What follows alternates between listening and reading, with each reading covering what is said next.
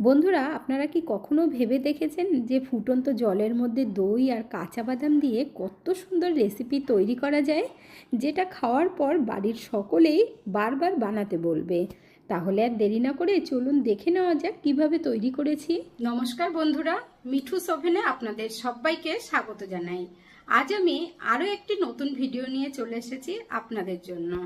প্রথমেই fry pan বসিয়ে দিয়ে তার মধ্যে হাফ লিটার মতো জল দিয়ে দিতে হবে, আর জলটা খুব ভালোভাবে ফুটিয়ে নেব। এখানে দেখুন বন্ধুরা, জল ফুটে গেছে। এরপর হাফ কাপ টক দই দিয়ে দিতে হবে। টক দইটা দিয়ে এর মধ্যে কাঁচা বাদাম দিয়ে দেব হাফ কাপ পরিমাণে। আপনারা যতটা তৈরি করবেন তো সেই আন্দাজে নিয়ে নেবেন। আপনারা চাইলে কিন্তু কড়াইয়ের মধ্যেও এই কাজটা করতে পারেন। এরপর ভালোভাবে মিশিয়ে দেব, আর তারপর খুব ভালোভাবে বাদামটা সিদ্ধ হওয়া পর্যন্ত একটু সময় ওয়েট করতে হবে। আর তার জন্য দেখুন স্বাদ মতো একটু নুন দিয়ে দিলাম। নুনটা দিয়ে ভালোভাবে মিশিয়ে নেব। 5 মিনিট মতো সিদ্ধ করলেই দেখবেন বাদামটা সিদ্ধ হয়ে যাবে, আর জলটাও একটু টেনে যাবে। তারপর আমরা এর মধ্যে দিয়ে দেব হাফ কাপ পরিমাণে সুজি দিয়ে খুব ভালোভাবে মিশিয়ে নিতে হবে। আর গ্যাসের ফ্লেমটাকে লো আঁচে রেখে সুজিটাও সিদ্ধ করে নিতে হবে। মানে এই কাজটা কিন্তু একবারেই করে নেবেন।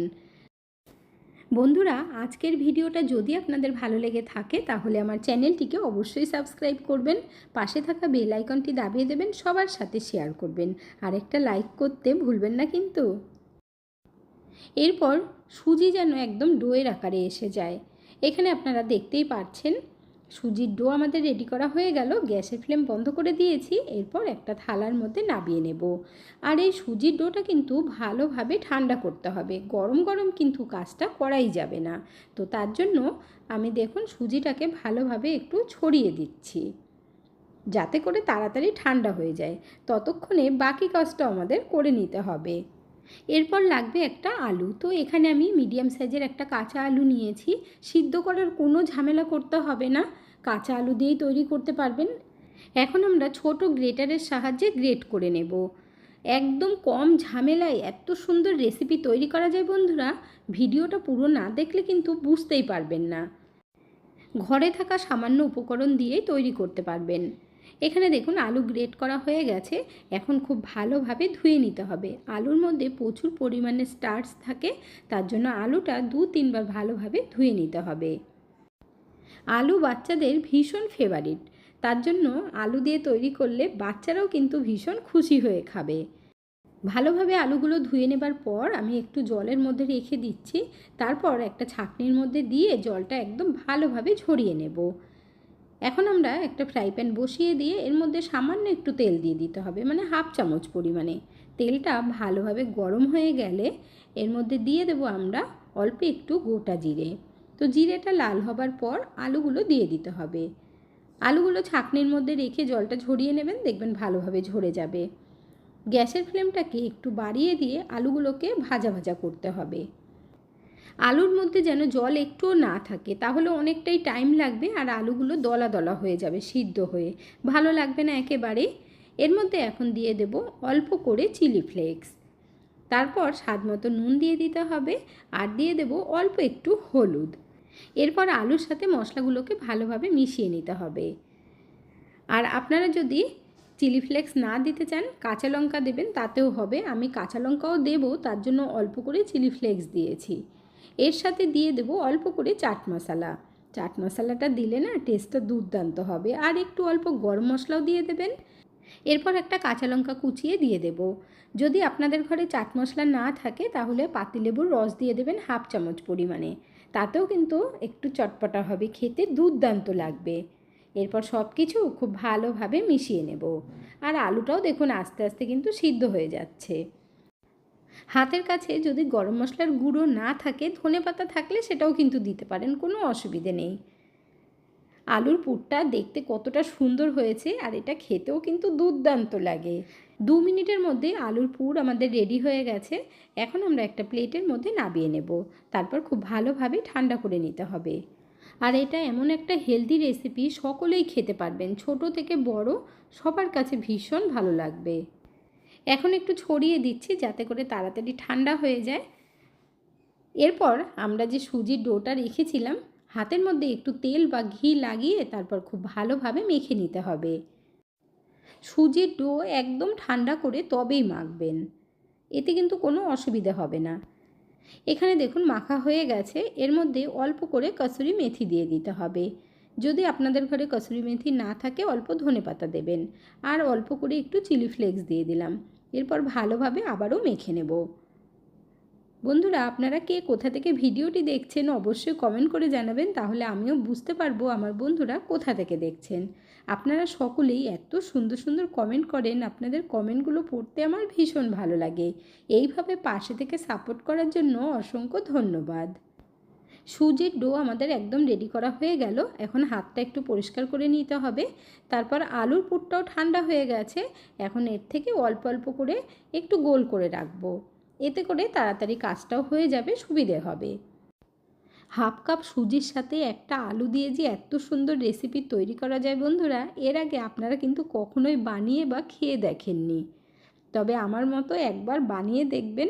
সন্ধেবেলা বাইরের থেকে কিচ্ছু কিনে আনতে হবে না, ঘরেই খুব সহজে তৈরি করেই খেতে পারবেন। এখানে দেখুন একবারেই সবকটা রেডি করে নিয়েছি। এরপর সুজির ডোয়ের থেকে বেশ কিছুটা করে নিয়ে নিতে হবে। তারপর হাতের মধ্যে নিয়ে একটু গোল গোল করতে হবে। এখানে আপনাদের দেখিয়ে দিচ্ছি, দেখুন বন্ধুরা, একদম সহজ পদ্ধতিতে তৈরি করা যায় এমন রেসিপি নিয়ে চলে আসি সব সময় আপনাদের জন্য। হাতের মধ্যে রেখে এইভাবে চ্যাপটা করে নেবেন। এরপর একটা আলুর পুর বসিয়ে দিয়ে তারপর ভালোভাবে মুখটা সিল করতে হবে। দেখতেই পাচ্ছেন বন্ধুরা কত সহজ তৈরি করা। বাইরের থেকে বেশি দাম দিয়ে না কিনে ঘরে একদম সহজ পদ্ধতিতে তৈরি করুন, আর বেশি করে খেতেও পারবেন, মনটাও ভরে যাবে। বাদামটা দেওয়াতে টেস্টে এত সুন্দর হয় যে কি বলবো, তৈরি না করলে বুঝতেই পারবেন না। দেখুন আবারও আমি চ্যাপটা করে নিয়েছি। এইভাবে টিকিয়ার মতো শেপ দিয়ে নেবেন, গোল গোল করে তৈরি করতে হবে। আরও একটা আপনাদেরকে দেখিয়ে দিচ্ছি তৈরি করে। খুব বেশি মোটা করে তৈরি করবেন না, যেমনভাবে রুটি করার সময় আটার লেচি নেওয়া হয় ঠিক ওই রকম সাইজ নেবেন। সুজি দিয়ে তো অনেক রকম জলখাবার বা টিফিন আপনারা বানিয়ে খেয়েছেন, তবে এই খাবারটা একবার বানিয়ে খেয়ে দেখবেন, বাড়ির সকলেই তারপর থেকে বারবার বায়না করবে এইভাবে বানিয়ে দেওয়ার জন্য। আর আপনারাও খুব সহজেই বানিয়ে নিতে পারবেন, না তো আলু সিদ্ধ করতে হবে, কোনো রকম ঝামেলা ছাড়াই। আরও একটা রেডি করা হয়ে গেছে, আর এইভাবে সবকটা একবারেই তৈরি করে নেবেন। এখানে দেখুন বন্ধুরা, টোটাল আমাদের 7 পিস তৈরি হয়েছে। তো 1 পিস আমি সাইডে রেখে দিয়েছি। এখন আমরা এগুলো ফ্রাই করব। তবে তেল ছাড়া ফ্রাই করতে হবে। তার জন্য ফ্রাই প্যান বসিয়ে দিয়ে এর মধ্যে আমরা 1 চামচ পরিমাণে বাটার দিয়ে দেব। শুধু হালকা হালকা করে সেঁকে নিতে হবে। ফ্রাই মানে এমন নয় যে ডিপ ফ্রাই করতে হবে। বাটারটা ভালোভাবে গলিয়ে নিয়ে তারপরে একটা একটা করে দিয়ে দেব। একদম হেলদিভাবে আপনাদেরকে তৈরি করে দেখাচ্ছি। যারা তেল পছন্দ করেন না খেতে, তারাও খেতে পারবেন। আপনারা যদি ডিপ ফ্রাই করতে চান সেটাও কিন্তু করতে পারেন, কোনোই অসুবিধে নেই, সেটা আরও বেশি মচমচে হবে। এইভাবে একটু ফ্রাই প্যানটা ধরে ঘুরিয়ে দেবেন, তাহলে সবকটার মধ্যে ভালোভাবে বাটারটা লেগে যাবে। গ্যাসের ফ্লেমটা মিডিয়াম আঁচে রেখে এগুলো ভাজবেন।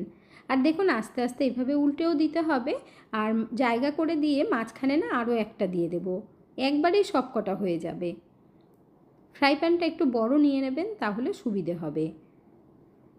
দেখুন কালারটা কত সুন্দর হয়েছে। তো এখন আমি আরও দুটো এর মধ্যে দিয়ে দেব। এইভাবে সেঁকে নিতে টাইমটাও খুব বেশি লাগবে না, খুব তাড়াতাড়ি হয়ে যায়। আপনারা যদি একটু বেশি লাল করতে চান সেটাও করতে পারেন, কোনো রকম অসুবিধা হবে না। যেমনভাবে টিকিয়া তৈরি করে সেইভাবেই কিন্তু তৈরি করতে পারবেন। এখানে দেখুন বেশ একটু লাল লাল করে ভেজে নিচ্ছি, আর একটু আমি লাল করব। আপনারা চাইলে একটু মচমচে করেও ভেজে নিতে পারেন। এখানে দেখুন একদিকটা কত সুন্দর কালার এসে গেছে। টিকিয়ার কালার কিন্তু এইরকমই হয় বন্ধুরা।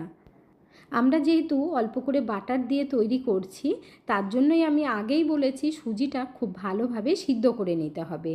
যেহেতু ডিপ ফ্রাই হবে না, তো ভালোভাবে সিদ্ধ করে নিয়ে তৈরি করলে তাহলে আর টাইমটাও বেশি লাগবে না। এখানে দেখুন সবকটা আমাদের তৈরি করা হয়ে গেছে কত সুন্দরভাবে। এরপর আমরা একটা প্লেটের মধ্যে নামিয়ে নিচ্ছি। আপনারা যদি জলখাবারে তৈরি করতে চান তাহলে আগের দিন রাত্রেবেলা সুজির ডো বানিয়ে নেবেন আর আলুর পুরটাও তৈরি করে রাখবেন।